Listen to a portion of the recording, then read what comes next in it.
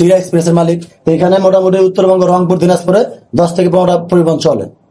তো এখন যারা আগে থেকে স্লিপার ব্যবসা করে আসে তাদেরটা পরিচিতি বেশি হয়ে গেছে।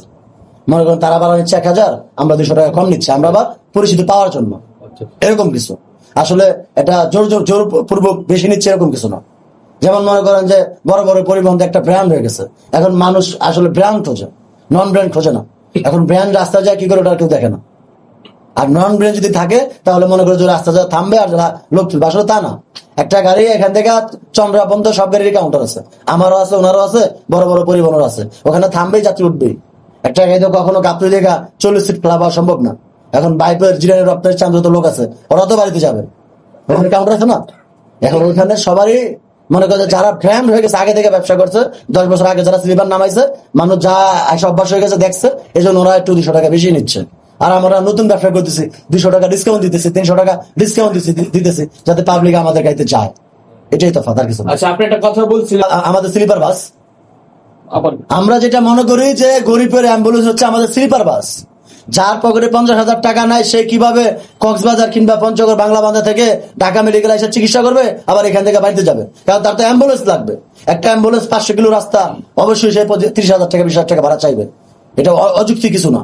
সেখানে আমরা মাত্র 1,000 টাকা 1,500 টাকা পঞ্চগড় কিংবা কক্সবাজার কিংবা বাংলা বান্ধা থেকে ঢাকা শহর নিয়ে আসতেছি, মাত্র 1 থেকে 1,500 টাকা। এমনও সময় যায় আমরা ফ্রিতেও নিয়ে আসি। যদি কেউ আইসা বলে আমরা অসহায়, আমাদের কাছে টাকা পয়সা নাই, আমরা রংপুর যাবো কিংবা দিনাজপুর যাবো, আমরা ফ্রিতেও পাঠাই দিই। অ্যাম্বুলেন্স কি নেয় ফ্রিতে? জীবনও নিত না। আমরা নিচ্ছি কারণ আমরা মানবিক দিকটা দেখতেছি। একটা অসহায় মানুষের আমরা ব্যবসা করতেছি, যে চিন্তা করি বাকি 39 জন টাকা দিবে, আমরা ওটা দিয়ে লাভ করবো, একজনকে আমরা সৌজন্য পাঠাই দিব, আমরা এটা করতেছি। অ্যাম্বুলেন্স তো এটা করে না। তাহলে আমরা এত মানুষের উপকার করে কেন আমরা আজকে লাঞ্ছিত? সর্বশেষ সরকারের উদ্দেশ্যে একটা মেসেজ দিতে চাই, সেটা আমরা কখনো অবৈধ ছিলাম না। আমাদের মাত্র 1 থেকে 1.5 বছর ধরে আমাদের ট্যাক্স নিচ্ছে না, ফিটনেস দিচ্ছে না, কিংবা আমাদের রাস্তায় হামলা করতেছে, ডাম্পিং দিতেছে। আমরা আমাদেরকে যে বিআরটি কাগজ দিছে, গাড়িগুলো দেখেই দিছে। আর গাড়িগুলো 1টা 2টা 5টা 10টা না, 2 থেকে 3,000 গাড়ি। কারো চোখ বন্ধ করে রাখে না যে 2 থেকে 3,000 গাড়ি রাস্তায় চলতেছে 10 বছর ধরে। তা আমরা একটা কথাই বলতে চাই, আমাদেরকে পুনরায় পারমিট দেন, আমাদেরকে চলার সুযোগ করে দেন, আমাদেরকে গলা টিপে মেরে ফেলেন না। শ্বাস নিতে কষ্ট হইতেছে না, শ্বাস নেওয়ার সুযোগ করে দেন। এবং আপনাদের ভুলগুলো ধরিয়ে দেখ, হ্যাঁ, ভুলগুলো ধরে দেখে আমরা শুধুই নিবো, সমস্যা নাই। এবং কি প্রয়োজনে আমরা নীতিমালা মেনে চলবো। প্রয়োজনে যেগুলা গাড়ি সৃষ্টি হয়ে গেছে সেটা তার কিছু করার নাই, সেটা পারমিট দিয়ে দেখ, নতুন করে আমরা সৃষ্টি করবো না।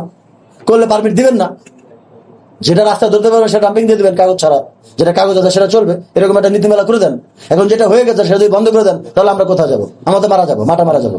লোনের ঋণ দিতে, যে ঋণ নিচ্ছে ঋণ দিতে পারবো না, তখন দেশে একটা ঝামেলা সৃষ্টি হবে। 1টা 2টা টাকা না তো, এখানে হাজার হাজার কোটি টাকা এখানে বিনিয়োগ হয়েছে। কারো জমি বেচানা দিছে, কারো বাড়িঘর বেচানা দিছে, কেউ আবার লোন নিচ্ছে। যারা ছোট ছোট ব্যবসায়ী সবাই লোন নিচ্ছে, লোন নিয়ে গাড়িগুলো নামাইছে।